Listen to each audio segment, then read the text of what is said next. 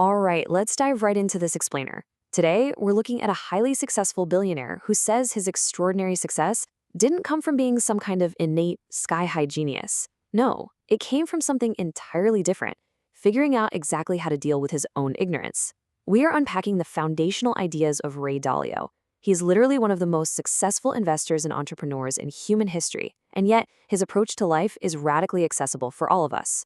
We're going to explore the core architecture of his mindset and exactly how you can apply it to your own life. Now, just look at the sheer humility of this statement. It's not every day you hear a billionaire refer to himself as a quote-unquote dumb shit. But here's the thing, he's not just being falsely modest here. Dalio openly admits that growing up in a middle-class Long Island neighborhood, he was a worse than ordinary student. He had a terrible rote memory, meaning he couldn't remember facts that didn't have logical reasons behind them, like phone numbers, and he absolutely hated following instructions. He was just a regular kid who shoveled snow, delivered newspapers, and caddied at the local golf course. But look at where he ended up. He literally started his company, Bridgewater, out of a tiny 2-bedroom apartment and built it into the 5th most important private company in the entire United States, according to Fortune. He became one of the top 100 richest people in the world, and Time magazine even named him one of the most influential people on the planet. So the absolute crucial point we need to take away here is that his massive compounding success was not born from an innate, flawless intellect. It was actually born from a very specific framework that he created to navigate reality and manage his own weaknesses. So let's get into section 1, the blizzard of decisions. Dalio has this great way of describing time. He says it's like a river that constantly carries us forward into inevitable encounters with reality. We can't stop the movement, and we definitely can't avoid the encounters. Every single day, every one of us is pushed forward into this relentless daily blizzard of situations that require us to make decisions. And over a lifetime, that adds up to millions of decisions, which are essentially millions of bets that end up dictating the quality of our lives. Now, without a proper framework, we fall into a massive trap. We're forced to react blindly to everything life throws at us. We treat every single problem, every conflict, and every opportunity as if we are experiencing it for the very first time. It is exhausting, and frankly, it leads to really poor choices. But the alternative? Classifying situations. If we can recognize that a situation is just another one of those, we can apply a predetermined set of rules for dealing with it. This allows us to make vastly better decisions and to make them so much faster. Which brings us nicely to section 2, recipes for success. So what is Dalio's ultimate solution to this crazy blizzard of choices? Well, it's a concept he simply calls principles. This right here is the core of how he transitioned from that ordinary middle-class kid to a global titan. He defines principles as fundamental truths that serve as the foundations for behavior that gets you what you want out of life. They are the underlying logic. You can apply them again and again in similar situations to help you hit your goals. Think of them as the fundamental operating system for a highly successful life. I absolutely love this metaphor. Think about it like cooking.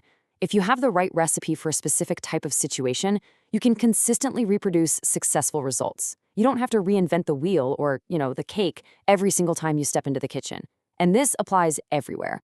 All successful people, whether we're talking about politicians, historical artists like Leonardo da Vinci, or massive innovators like Steve Jobs, they all operate by principles. Now, they might be going after entirely different things in life, but they all have a collection of recipes that consistently work for them. Moving right along to section 3, the art of failing well. Okay, so how do we actually get our hands on these recipes? Because let's face it, we aren't born knowing how to make perfect decisions. We actually have to earn them through this specific loop, which is basically the secret engine driving Dalio's entire life. Notice the sequence here. You go after audacious goals. And because your goals are audacious, you inevitably slam into painful failures. But instead of just quitting, you reflect on those mistakes and you extract learning principles from them.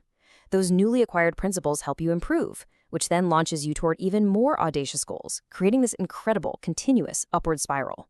Dalio calls this failing well. Basically, it means experiencing those really painful failures that give you huge learnings, but, and this is absolutely key, without failing so badly that you get knocked out of the game entirely. He actually learned this super early on. As a 12-year-old kid, he took his caddying money and bought shares in Northeast Airlines, literally just because it was selling for less than $5 a share. He got lucky, the company was acquired, and he tripled his money. But that hooked him on the markets, and he quickly realized that to make real money as an investor or an entrepreneur, you have to be an independent thinker who bets against the consensus. And listen, if you bet against the consensus, you are inevitably going to be painfully wrong a fair amount of the time. You simply have to learn to embrace that pain as a teacher. Let's dive into section 4. Weighing your believability.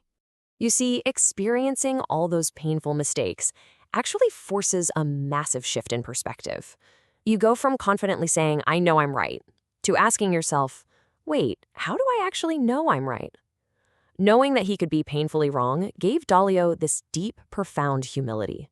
It balanced out his audacity. It prompted him to start looking at things through the eyes of other smart people who saw the world differently than he did. He realized that doing this allowed him to see so many more dimensions of a problem than he ever could just on his own.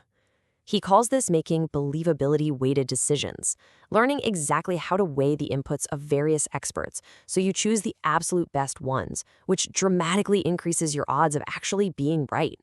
And then he took this to a level that, honestly, very few people ever even think of. He started systemizing everything. Every single time he made a choice, he'd literally write down his decision-making criteria. Over time, he took those written principles and turned them into algorithms that computers could run. He would then run the human decision-making system in his head side by side with the computer system. And what he found was incredible. The computer could process vastly more information, infinitely faster, and crucially, totally unemotionally. By compounding their collective understanding over time, his team was able to make vastly superior decisions. Talk about a game changer. And that brings us to our final part, Section 5. Think for yourself. Now, let's turn the mirror back on you.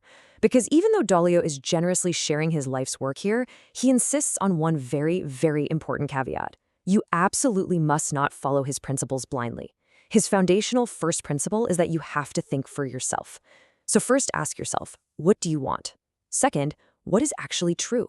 You have to look at reality with radical open-mindedness. And third, what should you do to achieve your goals in light of that truth? Dalio warns us against just adopting whole packages of principles from other people, whether that's from your parents, your religion, or honestly, even his own book, without deeply evaluating if they actually match your own true nature and your own goals. Because at the end of the day, your principles have to be authentic. They have to reflect your true character. Over your lifetime, you're going to face millions of choices, and how you make them is going to reveal what your true principles are to everyone around you. As Dalio states so bluntly, the worst thing you can possibly be is a phony. Because if you don't walk the talk, you are going to quickly lose other people's trust, and perhaps even worse, you'll lose your own self-respect. If you spot inconsistencies in your actions, you need to write them down and figure them out. So I'm going to leave you with a bit of a provocation to reflect on today. This explainer has given you a glimpse into the actual mechanics of extreme success, but the real work, well, that's yours to do. When the next blizzard of decisions hits you, and trust me, it will hit you today, tomorrow, and every single day after, what recipes will you rely on? Do you actually know what your principles are right now? Take some time to write them down. Figure out what is true and decide exactly what you are going to do about it to get what you want out of life.